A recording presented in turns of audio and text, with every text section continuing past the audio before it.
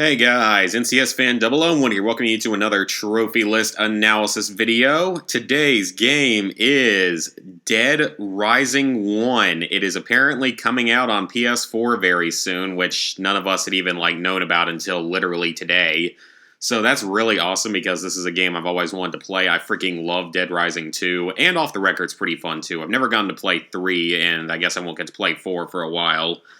But anyway, Dead Rising 1 is being ported to PS4. It appears the trophy list is identical to the achievement list, but I do want to bring up this entire list to everyone just for what to expect with it, because this will not be an easy game unless they made some changes to it. So, it's coming out on PS4. We don't have the exact release date just yet. It's going to come with 51 total trophies for 1,200 points. 1 platinum, 3 golds, 3 silvers, and 44 bronzes. So not necessarily worth it in terms of, time and everything, but it's going to be a really fun game regardless. So let's get to the actual trophy list.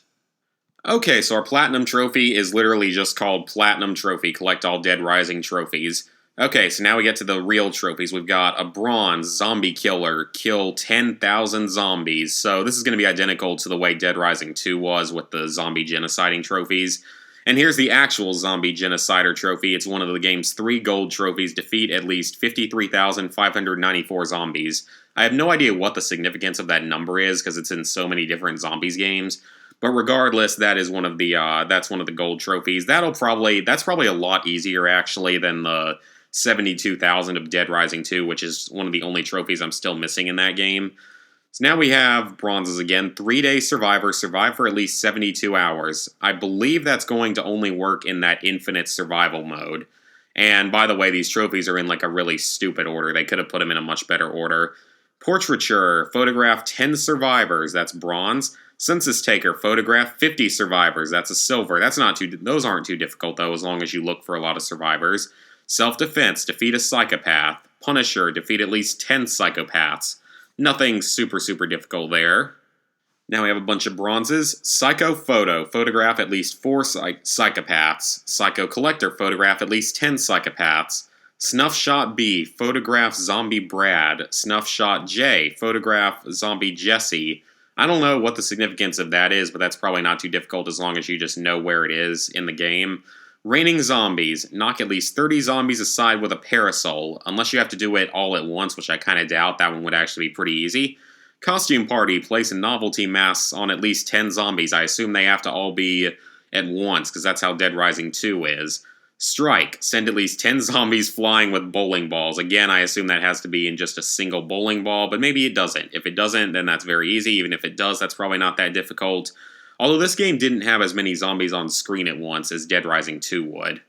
Level max, reach level 50, so that's probably pretty simple. I believe this game does have that same feature where you can restart the game and carry over all of your levels and upgrades and stuff, so that shouldn't be too bad.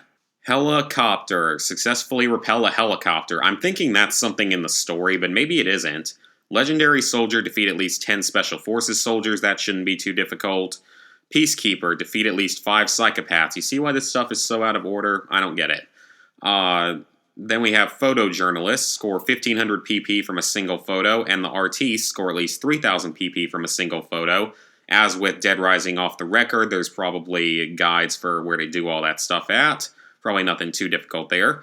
Sharp Dresser, change into at least 20 different costumes, and Clothes Horse, change into all costumes available in the mall. So that's equivalent to a trophy from Dead Rising 2 of just collecting all the costumes. Probably not difficult, but fairly time-consuming unless there's missable clothing. Now here's one that could be a little bit trickier. Unbreakable, get the true ending without being knocked out. So I assume that means get the true ending without dying. Now, that being said, that's very easy to do in Dead Rising 2. I haven't died in Dead Rising 2 since, my very first playthrough, because you can do that upgrading thing where you carry over all of your abilities and such, so I doubt that'll be that difficult, unless the true ending is significantly harder to obtain in this game or something, but I doubt that's going to be too bad. PP Collector, photograph all PP stickers. That's just like with Dead Rising Off the Record. There will be a guide for it, nothing too bad there. Now we have the 2 trophies that I'm pretty sure are the true platinum breakers for this game, not the 53,000 kills one. These 2, I've heard, are absolute hell. We have 5-day survivor and 7-day survivor, a silver and a gold. Survive for at least 5 days and survive for at least 7 days. That has to be done in infinite survival time mode, where you just try to survive for as long as possible and your health slowly goes down every like 2 minutes or something. It loses a point, and like there's a limited amount of supplies and everything in the mall. So the problem is not just that, but apparently, at least on the 360 version, you can't save your game and you can't quit out of it, meaning you literally have to play for like 16 hours straight or something. I mean, yeah, you can pause the game, but that's really about it. So if they don't change that, then those trophies are going to be absolutely awful. Because 16 hours straight, I've never done that in my life. I never planned to. The longest session I've ever done was approximately 12 hours straight, or the majority of 12 hours. So that's really not going to be fun. Plus, I don't like the idea of leaving the console on for that long a period of time, because then it might burn out on me or get damaged or something. So that's just my thought. I'm not looking forward to that unless they made some kind of change that it does allow you to save, which if they did would be amazing, and it would probably drop the difficulty of this game to half of what it would be.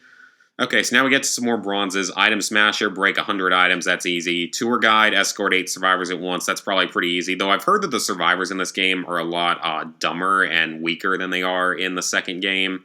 So that could be a bit annoying, and that probably means that you can only have 8 on screen at once as well. Humanist, get 10 survivors out of the mall. Now we have a silver. Lifesaver, get at least 20 survivors out of the mall. And Saint is a gold trophy, get at least 50 survivors out of the mall. I assume that means that you have to have them all at the end of the game, like they all have to be in the safe house or wherever by the end of the game, which means you have to rescue them all in a single playthrough.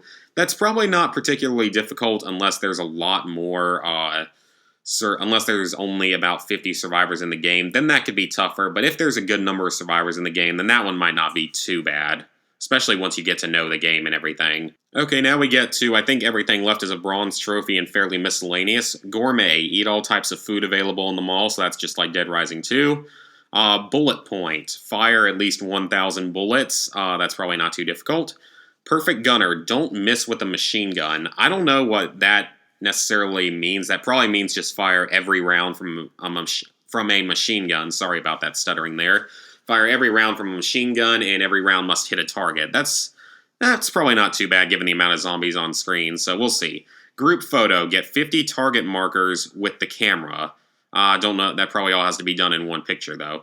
Full set, collect all portraits in the notebook. So I think that's the equivalent of filling out the notebook in the second game, which should mean that it can be done over the course of 2 different or 3 different playthroughs.